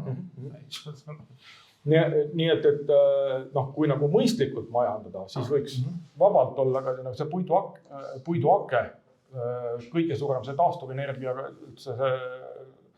tooraine. Nii, seda mahtu võiks ainuüksi praeguse nagu selle tootmise baasil kahekordistada. Ja kui on sedasi, et tahad veel kasvatada, siis meil seda toorainet jagub. Nii et see on puhtalt... Ütleme, seal on tohutud probleemid, sest osa sellest hakkemajandusest on selle meie riigi metsamajandi käes, kes loomulikult keerab selle loomuliku turu nagu pekki, sest neil on ju kõik ilma käes. Et see on tegelikult hoopis teine kriminaalne maailm, kui nagu üritada sellest siis üleneda. Aga kõik see taandub poliitilisele tahtele ja sellele korruptiivsetele skeemidele. No siis võiks seda asja ka nii teha, et riik nagu eraettevõtteid ära tapaks. No, see oleks nagu natukene mõistlik. Aga see eeldabki seda, et meil on hoopis ütleme, teistsugune poliitiline eliit, kes seda... Praeguses olukorras seda head mõtet on väga raske teostada just sellepärast, et riik on selle turu nagu rüveta ja seal konkurentsiamet võiks oma sõna öelda. Teades neid tädikesi, ilmselt seda sõna kunagi ei tule. Põhimõtteliselt me vajame praegu analoogselt mingi revolutsiooni nagu Ameerikas toimub. See on ainult poliitiline tahe. Ja, poliitilist tahet on vaja muuta. Aitäh Reimi sellise, kuidas öelda... Mingi lahendus on siiski nagu reaalne. Kodumaise ja sellise hea soov. See on juhitav elekter. See on juhitav ja puhas ja võib-olla odav elekter. Minu ta peaks sinna 3 sendi. Ma olen kuulnud rehkendusi, et mingi 3 sendiga peaks enam-vähem tulema. No, ajalus meeldetuletuseks minu pääs 3 senti oli Eestis ju... Tööhõive ja maksud veel. Siis oli see kivisöe, eks ole, ilma nende maksude ja... Ei, no ta oli põhimõtteliselt, sellest oli võimalik isegi veel investeeringud, ütleme, ka selle... See põlekivi elektri, jah. 3 senti, mäletate veel, head sõbrad. Võta see sama, see mingi see... Planeet ägas selle 3 senti. Võta see CO2 räkid sealt hinnast välja, kõik on kohe... seal on tasusid riiklikke makse. See CO2 maks on nagu sisemaise tolli kehtestamine, ise oma enda tootele kehtestab tolli, et siis välismaised läheksid, muutuksid nagu soodsamaks. Enese hävituslik, igal juhul. No praegu ütleme, see okupatsioonivõim, kes meil siin on, tema teenib ju, ütleme, okupantide huve. Kõige lihtsamalt öeldes. Ja tuulikute juurde tagasi tulla, aga mis need nagu sa oled käinud siis seal neid rahvakogunemistele kuulanud ja väga hea ja inimese toetanud, mis need tervisehädad on nagu uuesti nagu üle võtta, et mida need tuulikud siis väidetavalt siis inimestele tekitavad, et mida nad siis nagu on seal arutatud seal rahvakogunemistel ja mida siis need Saarde valla elanikud on siis nagu välja toonud, et kas seal on ka mingid nagu selliseid ütleme, korduvad. No kui ma saan aru, et ühel inimesel või 2 inimesel tekib mingisugune terviserike, aga kui tekib seal juba 20, alates sellest momendist, kui on, ütleme, see Saarde tuulepark on tööle läinud, siis peavad olema seal ikkagi mingisugused sellised tegurid, mis ütleme, ei ole inimese tervisele head. Selle küsimusel nagu ei ole nagu väga lihtne vastata, sest vaata, isikuandmekaitse seadus ütleb, et inimese terviseandmed on sensitiivsed ja delikaatsed ja need ei tohi nagu avaldada. mina ei tohi enda omi ka. No ega sa ei pea kellegi nime juba. Ei, küsimus ei ole ka selles, eks ju, et ma ei saa öelda, mis neil viga on, sellepärast, et mida on siis kurdetud? Ma saan öelda ainult seda, mida on avalikult välja öeldud. Unehäired, siis on selles mõttes pidev ärevustunne. No ma ei tahaks ikkagi minna sellesse detaili sisse. Südame, mingid asjad, seal on erinevad. Stressi sa mainisid varem just. Ma ikkagi viitan sellele, et need inimeste tervislikud probleemid, mida nad on nii-öelda öelnud välja, eks ju, on ikkagi viitavad sellele, et see WHO juhend aastast 2018 tuulegeneraatorite sündroomi kohta vastab tõele. See on nagu üks kõige olulisem komponent ja siin me räägime praegu ainult ühest asjast, probleemist, see on infraheli, mis väidetavalt on suhteliselt aktuaalne. Peale selle on olemas veel teisi probleeme veel. Nimelt on asi selles, et see tuulikud, mis prognoositakse või tahetakse teha, on 300 meetrit kõrged. See on vist see tiiva, see kõige kõrgem ots läheb. No okei, las ta olla, ma ei hakka siin praegu detailidesse minema. No ilmselt ikkagi tiiva üle atmosfääri õhukaitse seadus ütleb, et üle 250 meetrised sellised saasteallikaid ei tohi Eestis püstitada maapinnast.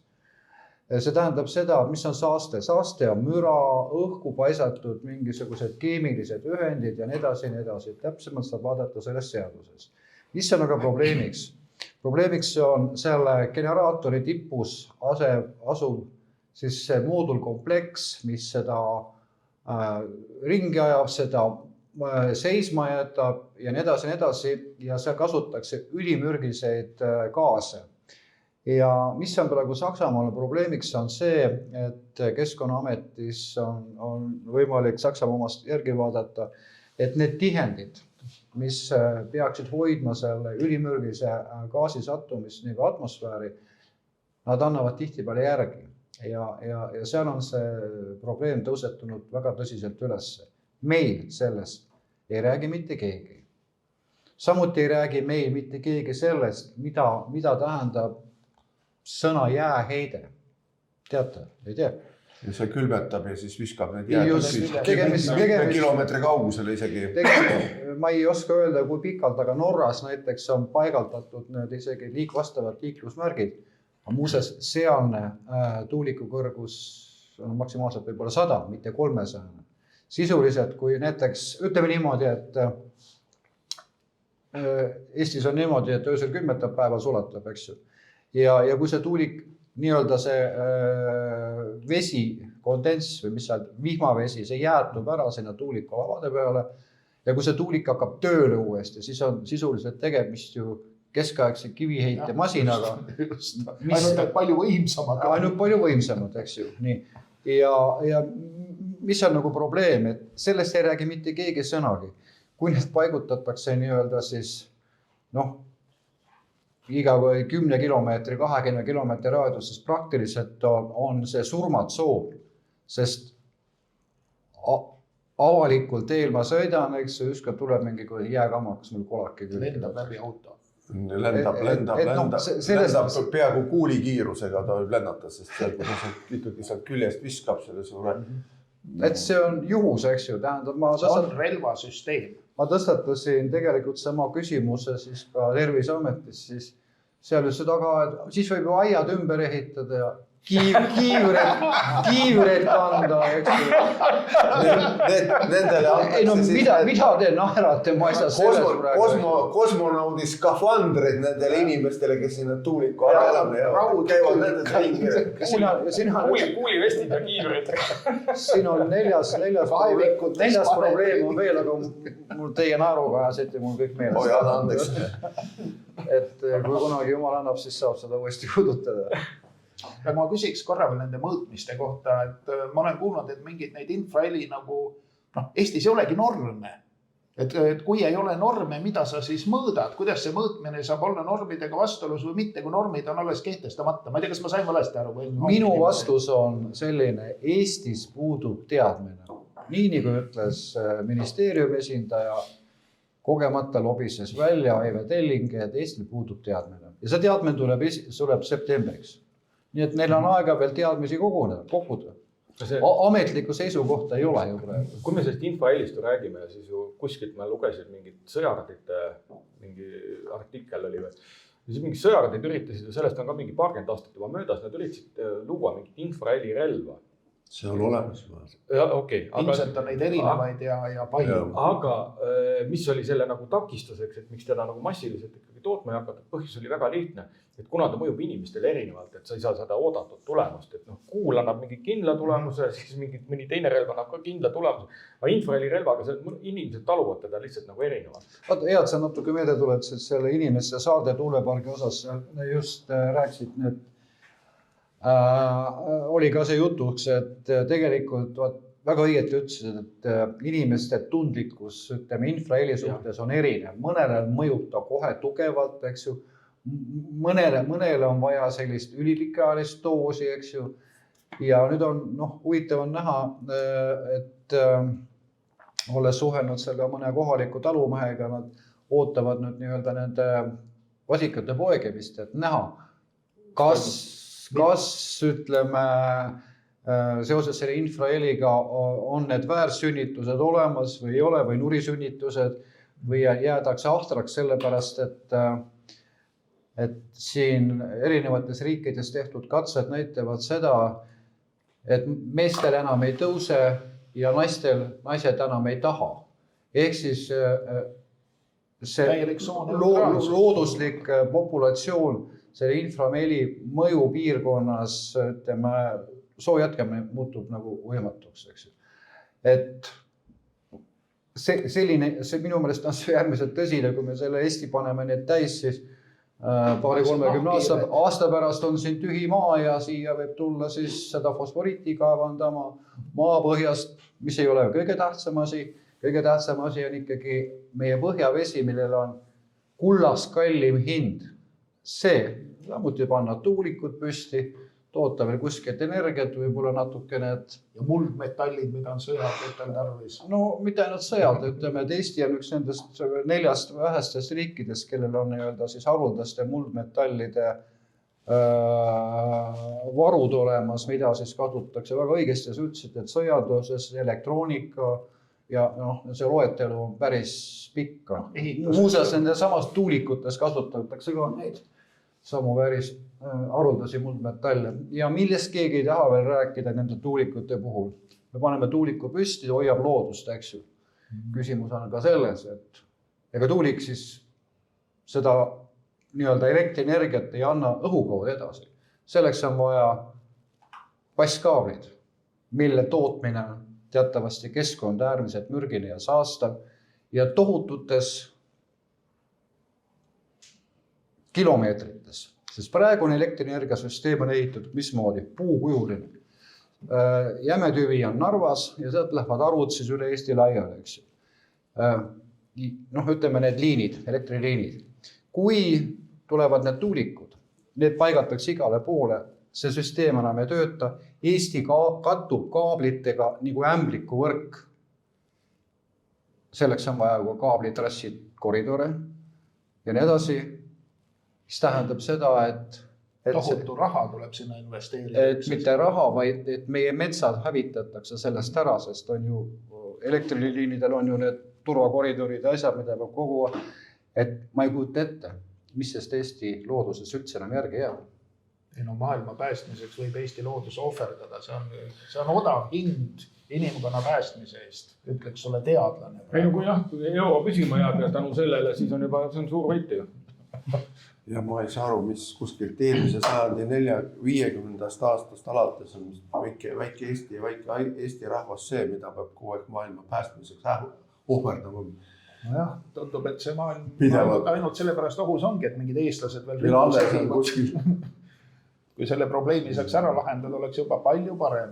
No vaat, siis on sedasi. Õnneks eestlased ise ka ennast lahendavad. Sellist vaenulikku ajalehtega toodetakse. Seda tuleb igaühel tellida, et oma päästa oma ja mitte ainult ennast veel, mis päästa annab. Mitte ennast nagu ainult päästa, vaid ka globalistidele, satanistidele, närvidele käia, et nad paneksid härra Hatto ka 30 tipp-putinisti hulka, mida ta sinna ei saa nagu võrdsusega saadet juhtida üldse. Jaan, kuule, meil siin üle laua kaks putinisti on, muideks, kes on tabelis sees. Vaenlase mõjuagendid. aga... Ja tea Eesti rahvas, ärge uskuge vähemalt meie kahe juttu. Aga see ei ole Putin, kes meile tuulikuid ehitab. Seda küll, jah. Aga see on narratiiv, see on nende narratiiv.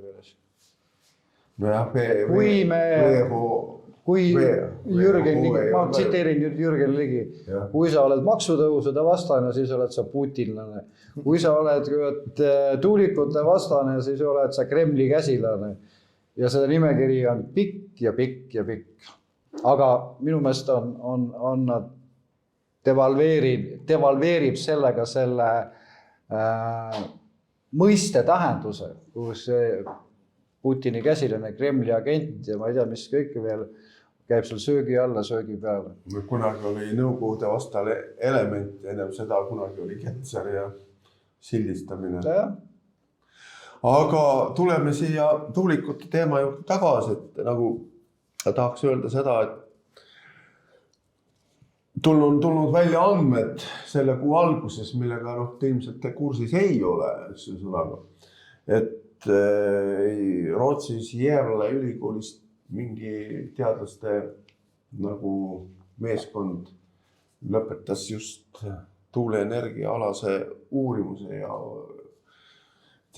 tervisemõjude uurimuse ja need uurimustulemused tehti avalikuks ja need olid nagu kohutavad, et see on tegemist mingisuguse kaasaegse piinariistaga, mis tuulik. Ja kusjuures seal öeldi ka see fakt välja, et tegelikult seda meil on kunagi räägitud, et Guantanamo vangilaagris vange piinati infraheliga tegelikult. Seal see infraheli relv juba töötas. Ja vaadake hea, kui eestlane maaks Guantanamosse hakatakse piinama. Oota, ära räägi. Mis tuleb ka midagi või? Oota, ma räägin selle jutu ilusasti ära siis vahepeal. Ja, et seda infraheli relva kasutati juba siis, et see on olemas ja kasutati nagu vangide piinamiseks ja see tuulik tekitab väga sarnast infraheli struktuuri, mida see relv tekitab. Ma pean ühe lause nüüd vahele ütlema, tähendab, et muidu me läheme jälle järjekordselt lamemaalaste hulka. Küsimus on selles, et lamemaalaste hulka, see on tõesti. See on juba olemas. Nimed on taga, seal on majakanid rootsikeelseid nimesid siin ette lugeda. Okei, ma tahtsin ühe kommentaari öelda, sa võid kohe jätkata. Et küsimus on selles, et infraheli tuleb ka loodusest. Merelained tekitavad infraheli, metsakohin ja kõik muu. See heli, need tekitavad infraheli. Küsimus, miks tuulikute infraheli on inimese tervisele kahjulik, on selles, et ta on pulseeriv. Resonantsheli. Ta sellel hetkel, kui see möödub sellest postist, see tekitab sellise löögi niimoodi kogu aeg süsteemselt käib. Kui ta ühes voos oled, siis nagu inimkond on sellega elanud läbi selle aegade, aga kui sul see, kes seda Guantanamo vanglat rääkis, et ma ei tea, millist metoodikat nad kasutavad, aga just see pulseeriv infraheli on see, mis on tervisele kahjulik. No ilmselt, kui nad seda relvana kasutasid, siis nad ilmselt uurisid välja, milline infraheli liik on siis kõige kahjulik. Siit ma saan Sest ega siis heli on ju, heli võib väga mitmesugune olla, sest meie kõne on ka ju heli, see on kuuldav heli, see on omad sagedused taga. Igal häälikul, mis me suust välja ütleme, on oma sagedus taga ju. Kuuldav heli algab siis 20 tertsist peale. Mitte algab või läheb allapoole.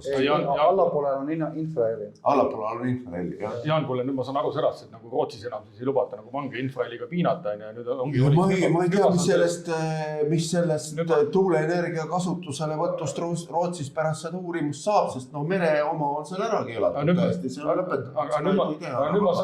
Aga mis saab siis maismaa omast, siis seda ma ei oska öelda ja mis need tervisehäired on, need on ka need toodi välja, mis inimestel on, need suht koht kattuvad sellega, mida siin Kalle meile ütles. Aga nüüd ma saan... Unehäired on, oota, ma räägin ka vahepeal. Unehäired on kohe välja toodud, eks. Siis on ärevus on välja toodud, stress on välja toodud, migreen on näiteks välja toodud sellise veel häirina, mis on selle spetsiaalse infraheli mõju tulemuses. Nüüd hakkab see plaan ka jumet võtma, et see, mis see nagu Pakosta ju vaata ajab ja seda teemat, et see nagu need Eesti vanglatesse tuua, need mingi Rootsi kurjategijad on ja et Rootsis ei tohi enam infraheliga piinata, aga siin Eestis on... Aga Jaan, oskad sa öelda, kui kõrgete tuulikute kohta see uuring oli, sest meil ju praegu püstitatakse neid üüberkõrgeid. No need ilmselt ei olnud üüberkõrged. Need olid 100 meetris juba. Ma arvan, need olid jah. Selles normaalkõrged. Et meie omad peaks ju veel hullemad olema siis, kui... No tuulikut sa ei saa suuremat ehitada, kui see kõige selle tuuliku otsa tipp peab selle joonkiirus peab jääma alla helikiirus. Kui see hakkab sellest üles minema, siis takistus tõuseb hüppeliselt. See annab nagu piiri suuruse sellel asjal tehniliselt. Aga no mis ta selle infraheliga siuke koletis välja teeb, see on seda ei oska arvata. Ja neid on ju sageli, nad on ju grupis koos, nagu meil Saardes ja nende koosmõju räägitakse, et on veel hullem, kui nad eraldi võttes on. No see orkester mõjub väga halvasti. Instrumendi lähedus ju muidugi. Vaadake, üks teema on selles, et miks nad sellega niimoodi tahavad edasi liikuda, on see, et infraheli ei ole nähtav, eks, ta pole olemas. Ei ole kuuldav. No heli ei ole, see me räägime, see pole ka ju nähtav tegelikult. Ei no vähemalt ma tajun kõrvaga seda, eks ju, aga küsimus on, ma tõin selles ühes koosolekus teil selle konkreetselt välja ka, et ega radioaktiivne kiirgus ei ole ka nähtav, eks ju. Nüüd ühel hetkel on sussid püsti sul ja kogu lugu sellepärast, sa oled saanud üle doosiga ja oled läbi, eks ju. Et mitte keegi ei luba ju tegelikult paigutada radioaktiivset kiirgavat seadet Eesti loodusesse kusagile. Nii. Aga mitte ükski norm, seadus ei reguleeri seda, kuhu võib paigaldada need tuugenid ehk tuulikuid. Mitte ükski dokument seda ei näita. Aga me ehitame, me planeerime, me teeme. Mis on siis, kus on, ütleme, jäänud see nii-öelda see regulatsioon? Radioaktiivset seadet ei või panna, kuna ta on inimesele juba tuvastatud, et on ohtlik, aga näed, aga tuugenite osas, kuna regulatsioon ei ole, siis järelikult võib teha. Ilmselt puudub ka tahe seda asja endale selgeks teha, siis ju raha enam ei liigu, kui selgub, et ta ongi sama hästi kui radioaktiivne. Ma ei tea, mina ütleks niimoodi, et see valitsus, see Reformierakonna valitsus on tegelikult teinud ja teeb praegu kõik selleks, et Eesti majandust, elukeskkonda, inimesi hävitada. See ei ole normaalne, mis praegu toimub. See on normaalselt päris kaugel ja kahjuks ta ainult kaugemale läheb. Et siin on nagu see küsimus, et kas eestlane ongi siis ainult selline, kes läheb süda täis, läheb sauna taga ja näitab rusikat ja lepib lõpuks sellega, mis lastakse teha. Ja läheb järgmisena sinna mõisniku juurde peksa saama, sest täna on see päev, kus tuleb saada. Aga mida siis üks normaalne inimene saaks teha, et tema valda ei pandaks neid surmatuulikuid? Sügisel on valimised. Kohalikud valimised. Eks ta selles mõttes on ta teatud märgilise tähendusega küll ja võib-olla ka sellepärast see riigiabi tuulikute osas jäeti ka ära. Ma ei tea tegelikke põhjusi. Ei, seal oligi kuskil kirjas, et lükati aasta aega edasi. Et mitte tähendab rikkuda ära kohalike omavalitsuse valimised, et seal oleksid siis nii-öelda otsuste hulgas siis ainult omad inimesed. Et nii kaua oleks vaikus, et siis pärast tuleb jälle valimisi tagasi. Enne valimisi saaks EKRE liiga head kaartid kätte. Lootus on muidugi sellel, et Arvo Aller ju saatis ju kirja OSCD-le, et see tuleks meie valimisi vaatlema. Vaatles, et milleks asi lõppes? Läksid minema ja... Veel ei ole seda aruanne. Aruanne tuleb kuskil aprillis vist oli. Kuskil jah. Seal kanti, et see oleks nagu ütleme siis edasise tegevuse osas see aruanne oleks nii-öelda siis lähtepunktis, kus saab siis kujundada nii-öelda selle elektroonilise hääletamise vastast võitlust ja ma olen Martin Helmega juba rääkinud ka sellel teemal, et siin on hoobasid, mida saab kasutada, aga mida ma praegu teile veel ei ütle. Väga hea, et on kuskil võimalus olemas. See komisjon, mis käis muidugi, ega see ei ole kohus, see on nagu selline nõuandev. Ei, selles ongi ju küsimus, et need järeldused ei ole kohustuslikud. Aga samas nad on ikkagi autoriteetsed ja nagu suunda määravad. Just, ja see on siis nii-öelda spetsialistide poolt antud hinnang, mida on võimalik ära kasutada teatud kohtades. Inimõigused, väga tähtis asi, eks ole, demokraatia, igaüks räägib. Nüüd siis näeb, mida demokraadid ja inimõiguse eksperdid siis meie molekuli valimisest arvavad. Ootused on kõrgel. Aga siin viimaks võiks ka öelda, et me ei ela ju siin päikese all üksi, et meil on ju Eestis on ju olemas veel sellised suured linnud nagu kotkad ja merikotkad ja kaljukotkad ja kunekotkad. Praegu on veel, jah. Ja mustoonekurg ja toonekured ja kui need tuugenid valmis saavad, siis need hakkavad lendama ainult raamatu sees. Need hakkavad lendama raamatu sees, mida kutsutakse punaseks raamatuks. Mina vaatasin ülekannet Saarde sellest tuule asjast. Kas need Saarde tuulikud, ma ütlen, küsin korra vahel, kas need on need samad, mis selle Valga tee pealt paistavad, kui Arve poole sõita? Samad, mis minu hoovi paistavad ja mul on sealt paar kilomeetrit teisele poole on Mustakure kaitseala, kus on sildid püsti, eks ole, et siin on see Kure kaitseala, sa ei tohi sellest päevast selleni sinna jalutamagi minna. Ega siis need, ma ei tea, kas see... Kurg vist ei saa aru, et Kurg oli loll, ega see ei tea, et ei tohi lennata sinna üle tee enam. See läks ju absurdiks ära, öeldi niimoodi, et selleks hetkel me peatame siis need, kui see kurg tuleb, peatame selle. Kas neid on üldse võimalik peatada, kui hetkel? Ega ta inertsiga ikkagi teatud määral liigub edasi, aga on muidugi võimalik. Seal on siis siuke amet Kure piilur, kes siis siukse vaatab nagu ringi, kas kurg on, ei ole. Kui tuleb, siis tõmbab rubiilnikust on. See suur kiiv, see liigub sellise joonkiirusega, et lind on täiesti piigikodaratesse ilma igasuguse võimaluseta. Kiirus on nii suur. Mina ei tea, kas see Mustakure kaitsel on Natura kaitsevala või ei ole. Igal juhul, kui ma kuulsin seda arutelu seal Kilingi-Nõmme nagu selles kultuurimäes, siis üks ametnik ütles, et seal läheduses üldse mingisuguseid Natura-alasid ei ole.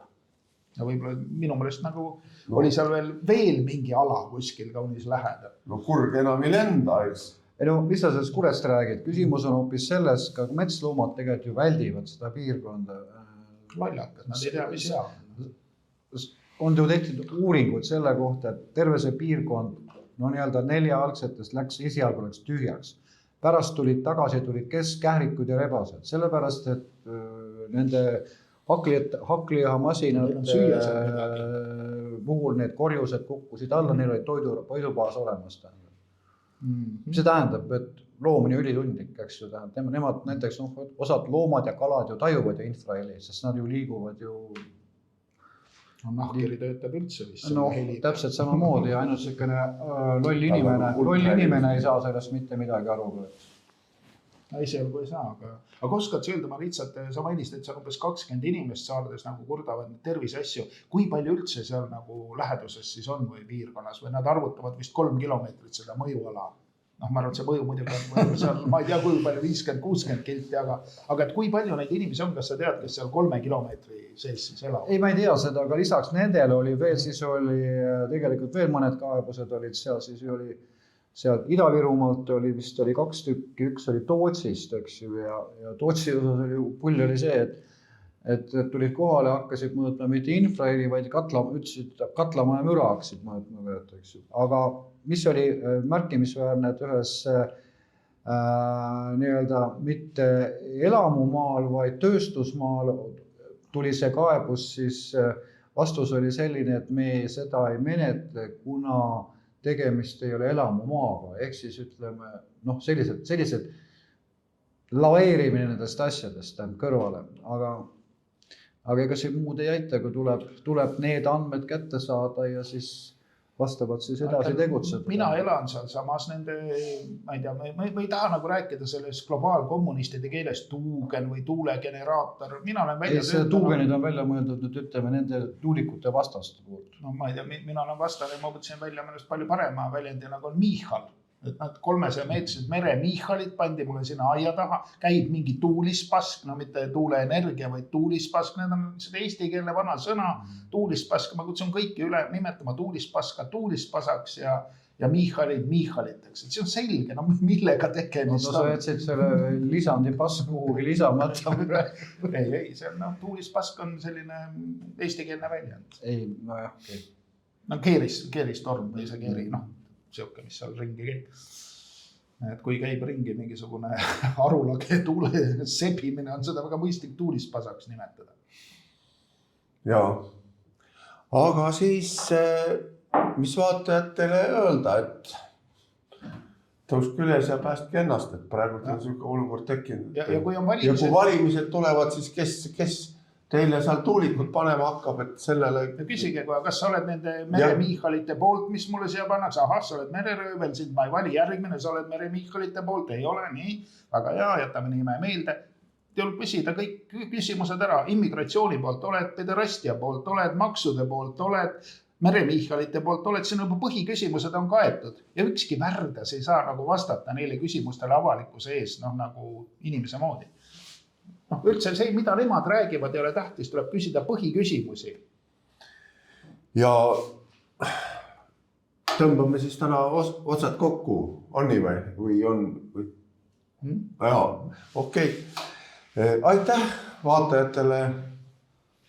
Tellige meie kanaleid, seal on üks nupp subscribe seal ekraani peal, vajutage seda, see on meile kasuks, kui meil on tellijaid rohkem ja te saate ka kohe teada, kui uus saade üles tuleb. Aitäh teile. Ja... Valige meid, me oleme mere Michalite vastu. Valige meid, me oleme mere Michalite vastu ja jälle nägemiseni. Kohtumiseni. Nägemiseni. Kohtumiseni.